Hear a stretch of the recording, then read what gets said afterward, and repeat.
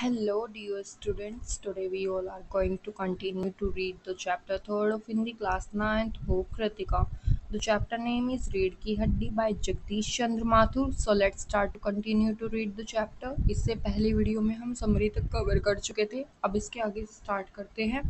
रतन जो रामस्वरूप जी का नौकर था, जो अब तक दरवाजे के पास चुपचाप खड़ा हुआ था, जल्दी जल्दी बाबूजी बाबूजी कहने लगा कि जल्दी कीजिए बाबूजी, जल्दी जल्दी. रामस्वरूप जी बोलते हैं कि क्या है.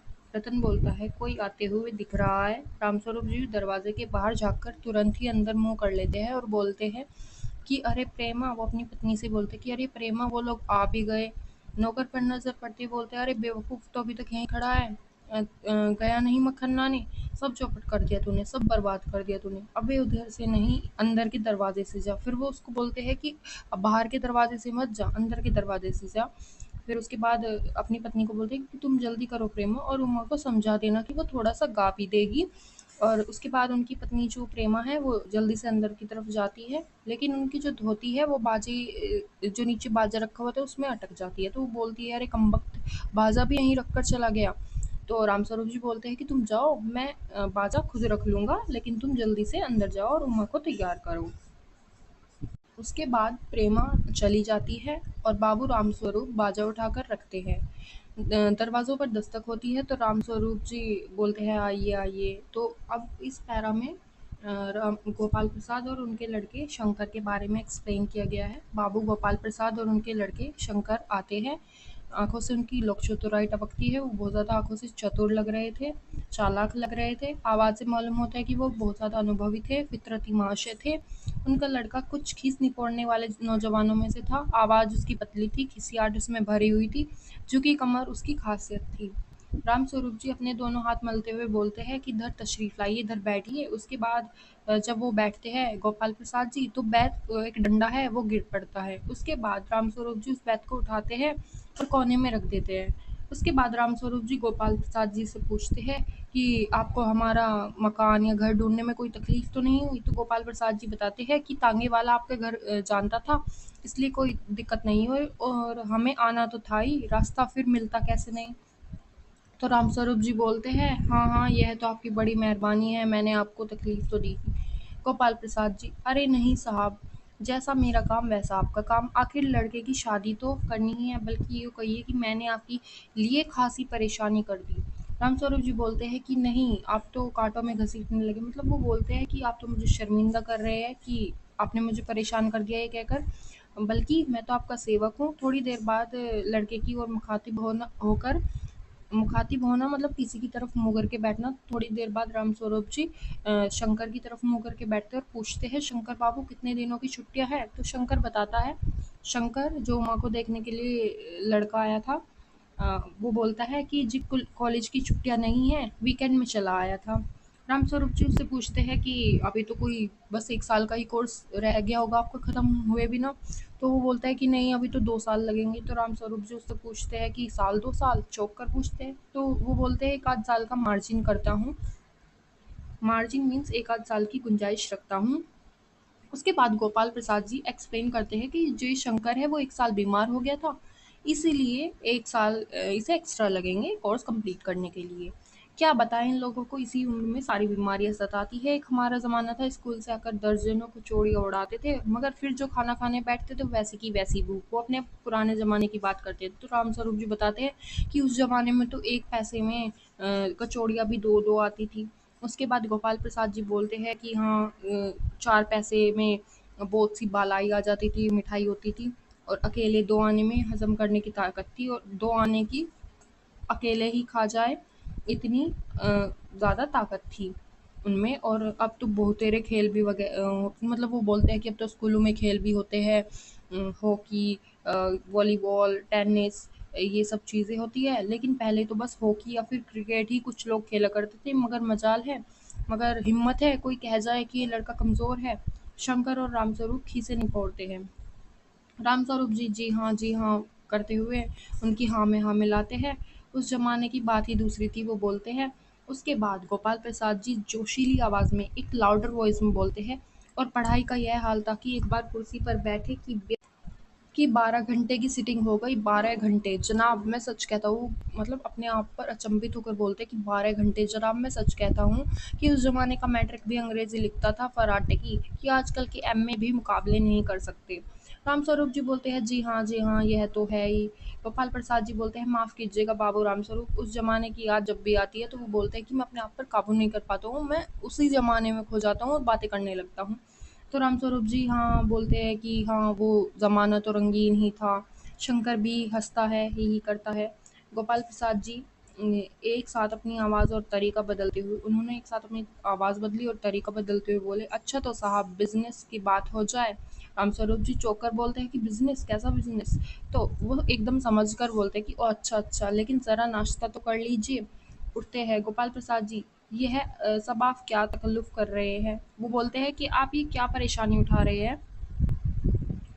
तो रामस्वरूप जी बोलते हैं तकल्लुफ़ किस बात की, परेशानी किस बात की है, तो मेरी तकदीर है कि आप मेरे यहाँ तशरीफ़ लाए, आप मेरे यहाँ पधारे, वरना मैं किस काबिल हूँ।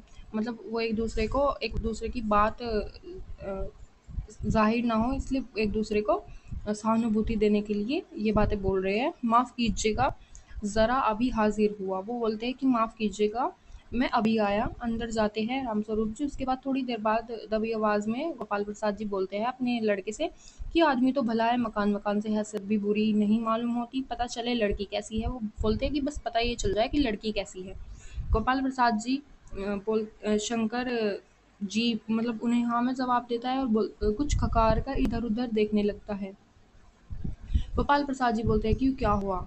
शंकर बोलता है कुछ नहीं। गोपाल प्रसाद जी झुक कर क्यों बैठते हो तुम? वो बोलते हैं झुक कर क्यों बैठते हो तुम? ब्याह तय करने आए हो, कमर सीधी करके बैठो। तुम्हारे दोस्त ठीक ही कहते हैं, शंकर की बैकबोन। गोपाल प्रसाद जी ने इतना कहा ही था कि इतने में बाबू रामस्वरूप आते हैं, हाथ में चाय की ट्रे लिए हुए मेज पर रख देते हैं। आखिर आप माने नहीं, गोपाल प्रसाद जी रामस्वरूप जी से बोलते हैं। रामस्वरूप जी चाय प्याले में डालते हुए, हाँ आपको विलायती चाय पसंद है या हिंदुस्तानी, वो कहते हैं। तो गोपाल प्रसाद जी बोलते हैं नहीं नहीं साहब, मुझे आधा दूध और आधी चाय दीजिए। वो कहते हैं कि नहीं मुझे मतलब वो हिंदुस्तानी चाय पीना पसंद करते हैं, ज़रा चीनी ज़्यादा डालिएगा, मुझे तो भाई ये नया फैशन पसंद नहीं। एक तो वैसे ही चाय में पानी काफ़ी होता है और फिर चीनी भी नाम के लिए डाली जाए तो जायका क्या रहेगा। उसके बाद रामस्वरूप जी हाँ हाँ कहते हो तो आप सही है बोलते हैं और प्याला पकड़ाते हैं, चाय का कप उन्हें पकड़ाते हैं। उसके बाद खकार कर सुना है सरकार अब ज़्यादा चीनी लेने वालों पर टैक्स लगाएगी। शंकर जो है वो बोलता है। उसके बाद गोपाल प्रसाद जी चाय पीते हुए बोलते हैं हाँ सरकार जो चाहे सो कर ले, पर अगर आमदनी करनी है तो सरकार को बस एक ही टैक्स लगाना चाहिए। वो बोलते हैं। रामस्वरूप जी बोलते हैं शंकर को प्याला पकड़ाते हुए, वह क्या? तो गोपाल प्रसाद जी बोलते हैं उन्हें खूबसूरती पर टैक्स लगाना चाहिए। रामस्वरूप और शंकर हंस पड़ते हैं। तो वो कहते हैं कि मजाक नहीं कर रहा हूँ मैं, सही में उन्हें खूबसूरती पर टैक्स लगाना चाहिए। देने वाले चू भी नहीं करेंगे, मतलब देने वाले कुछ ऑब्जेक्शन भी नहीं करेंगे। बस शर्त यह है कि हर एक औरत पर यह छोड़ दिया जाए कि वो अपनी खूबसूरती के स्टैंडर्ड के माफिक, अपनी खूबसूरती के स्टैंडर्ड के मुताबिक, माफिक मीन्स मुताबिक अपने ऊपर टैक्स तय कर ले। फिर देखिए सरकार की कैसी आमदनी बढ़ती है। रामस्वरूप जी जोर से हंसते हुए, वाह वाह क्या खूब सोचा आपने, वाकई आजकल यह खूबसूरती का सवाल भी बेढंगा हो गया है। हम लोगों के ज़माने में तो यह कभी नहीं उठता था। तश्तरी गोपाल प्रसाद की तरफ बढ़ाते हुए, जो वहाँ पर नाश्ता था वो गोपाल प्रसाद जी की तरफ बढ़ाते हुए बोलते हैं कि लीजिए। गोपाल प्रसाद जी समोसा उठाते हुए, कभी नहीं साहब कभी नहीं, कहते हैं। रामस्वरूप जी शंकर की तरफ मुखातिब होकर वो फिर से शंकर की तरफ मुंह करके बैठते हैं और बोलते हैं आपका क्या ख्याल है शंकर बाबू? तो वो कहते हैं, शंकर कहता है किस मामले में? तो रामस्वरूप जी बोलते हैं कि यही कि शादी तय करने में खूबसूरती का हिस्सा कितना होना चाहिए। तो गोपाल प्रसाद जी बीच में ही टोकते हुए बोलते हैं कि यह बात दूसरी है बाबू रामस्वरूप, मैंने आपसे पहले भी कहा था कि लड़की का खूबसूरत होना निहायत ही ज़रूरी है। वो उनकी मेंटेलिटी ऐसी है कि वो बोलते हैं कि लड़की खूबसूरत होनी ज़रूरी है, कैसी भी हो, मतलब कैसे भी हो, चाहे वो पाउडर वगैरह लगा के ही खूबसूरत हो, लेकिन वो खूबसूरत होनी चाहिए। बात ये है कि हम आप भी मान जाए, वो उसके लिए तर्क देते हैं कि अगर हम आप भी मान जाए कि अगर वो खूबसूरत नहीं है, लेकिन घर की औरतें तो राज़ी नहीं होती, उन्हें खूबसूरत लड़की ही चाहिए। आपकी लड़की तो ठीक है, वो पूछते हैं रामस्वरूप जी। जी हाँ, वह तो आप देख ही लीजिएगा। गोपाल प्रसाद जी बोलते हैं, देखना क्या, जब आपसे इतनी बातचीत हो चुकी है तब तो रस्म ही समझिए। रामस्वरूप जी, यह तो आपका मेरे ऊपर भारी एहसान है। हाँ हाँ। तो गोपाल प्रसाद जी बोलते हैं, और जायचा जन्मपत्र तो मिल ही गया होगा। जन्मपत्र। तो रामस्वरूप जी बोलते हैं, जी जायचा जन्म कुंडली का जायचा मीन जन्म कुंडली का क्या मिलना मुश्किल है, ठाकुर जी के चरणों में रख दिया, बस खुद ब खुद मिला हुआ समझिए। गोपाल प्रसाद जी बोलते हैं, यह ठीक कहा आपने, बिल्कुल, थोड़ी देर रुक कर, लेकिन हाँ, यह जो मेरे कानों में भनक पड़ी है, यह गलत तो है ना? रामस्वरूप जी बोलते हैं, क्या, चौकस? गोपाल प्रसाद जी है पढ़ाई लिखाई के बारे में। जी हाँ, साफ बात यह है साहब कि हमें ज़्यादा पढ़ी लिखी लड़की नहीं चाहिए। मैम साहब तो रखनी नहीं है, कौन भुगतेगा उनके नखरों को, बस हद से हद मैट्रिक 10th पास होनी चाहिए। क्यों शंकर? वो पूछते हैं, क्यों शंकर, मैं सही कह रहा हूँ ना? तो शंकर बोलता है, जी हाँ, कोई नौकरी तो करनी नहीं। रामस्वरूप जी, नौकरी का तो कोई सवाल ही नहीं उठता। गोपाल प्रसाद जी, और क्या साहब, कुछ लोग मुझसे कहते हैं कि जब आपने अपने लड़के को BA MA तक पढ़ाया तो तब आपकी बहुएं भी ग्रेजुएट लेनी चाहिए। भला पूछिए इन अक्ल के ठेकेदारों से कि क्या लड़कों की पढ़ाई और लड़कियों की पढ़ाई एक बात है? अरे मर्दों का तो काम ही है पढ़ना और काबिल होना, और अगर औरतें भी वही करने लगी, अंग्रेजी अखबार पढ़ने लगी, पॉलिटिक्स वगैरह पर बहस करने लगी, तब तो हो चुकी गृहस्थी। उनकी ये मेंटेलिटी थी कि लड़कों की शिक्षा ज़रूरी है, लड़कियों की शिक्षा ज़रूरी नहीं है। वो इतनी छोटी सोच के आदमी थे। जनाब, मोर के पंख होते हैं, मोरनी के नहीं। अब वो उसके ऊपर एग्जाम्पल भी देते हैं, शेर के बाल होते हैं, शेरनी के नहीं।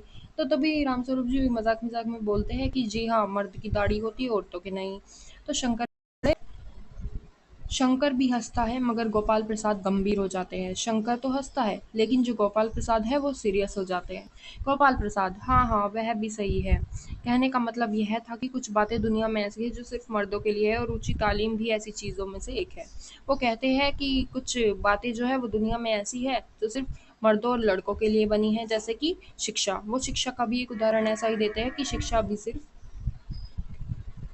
का भी एक उदाहरण ऐसा ही देता है कि शिक्षा सिर्फ और सिर्फ मर्दों के लिए बनी है, ना कि औरतों के लिए। तो रामस्वरूप जी, शंकर चाय और लीजिए, वो बात को घुमाकर बोलते हैं कि चाय और लीजिएगा। शंकर, धन्यवाद, पी चुका। रामस्वरूप जी बोलते हैं गोपाल प्रसाद जी से कि आप, गोपाल प्रसाद जी, बस साहब अब तो खत्म ही कीजिएगा। वो बोलते हैं कि नहीं, अब नहीं चाहिए। रामस्वरूप जी, आपने तो कुछ खाया ही नहीं। गोपाल प्रसाद जी से, चाय के साथ टोस्ट नहीं थे क्या, बताए वह मक्खन, बस वो इतना कहकर रुक जाते हैं। उसके बाद गोपाल प्रसाद जी बोलते हैं, नहीं, नाश्ता ही तो करना था साहब, कोई पेट थोड़ी ना भरना था, और फिर टोस्ट वोस्ट तो मैं खाता भी नहीं। गोपाल प्रसाद जी मेज को एक तरफ सरका देते हैं, एक साइड में कर देते हैं, फिर अंदर के दरवाजे की तरफ मुंह करके जरा जोर से, अरे जरा पान भिजवा देना, सिगरेट मंगवाओ। गोपाल प्रसाद जी, जी नहीं। उन्होंने क्यों बोला था अंदर की तरफ मुंह करके? प्रेमा को बोला था, अपनी पत्नी को, कि उमा को पान लेकर भिजवा दो। सो उसके बाद इसकी भी एक समरी है जैसे हर एक की थी। So let's read out. लड़के वालों की ओर से गोपाल प्रसाद सुपुत्र शंकर एकांकी में आते। शंकर की शादी रामस्वरूप की पुत्री उमा से होनी है। लड़के वाले रामस्वरूप के घर पहुंचते हैं, जहां उनका स्वागत किया जाता है। रीति अनुसार गोपाल प्रसाद और शंकर के समक्ष चाय नाश्ते का प्रबंध किया जाता है, और उनमें बातचीत का सिलसिला शुरू होता है और इससे उनमें बातचीत का सिलसिला शुरू होता है। खाने-पीने, पढ़ाई-लिखाई भी पुरानी बातें की जा रही थी। आखिरकार गोपाल प्रसाद ने शादी के बारे में अपने असली विचार प्रकट किए और कहा कि लड़की दिखने में बड़ी सुंदर होनी चाहिए, परंतु ज़रा पढ़ी-लिखी थोड़ी कम होनी चाहिए। ऊपर से पढ़ाई-लिखाई करने वाली लड़कियां हर बात में बहस करती है, पॉलिटिक्स करने लगती है, जो हमें बिल्कुल पसंद नहीं आएगा। वो इस बात के लिए तर्क देते हैं क्योंकि उनकी मेंटेलिटी ही बहुत ज़्यादा पुराने ज़माने की होती है। सो स्टूडेंट्स, इस वीडियो में इतना ही। अब हम कंटिन्यू करेंगे नेक्स्ट वीडियो में। Thank you for watching.